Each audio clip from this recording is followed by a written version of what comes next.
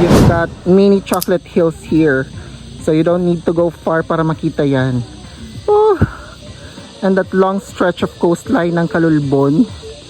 Diba? This is so perfect. Oh my gosh, mahirap na siya. Very rough na ang terrain. So yan pala yung pupuntahan namin guys. Oh, malayo pa pala ng konti. Guys, pakinggan niyo yung sound of nature. Malapit na tayo. It's like, 100 meters away na lang. And we're there. Look. Yes. Ay, at least guys, concrete steps na tayo dito. May stairs, may metal railings na hawakan. So we're kind of safe going up. Finally, nandito na kami. Diba? We made it. But we've hiked for like more than an hour. Look at that! We made it!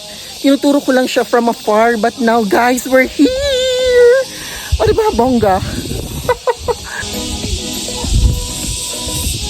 Ganda ng view dito from up top. O, diba, talagang it's super sulit.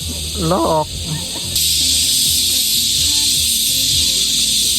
So, that's it, you guys. Nakakapagod pero sulit. See you sa next adventure!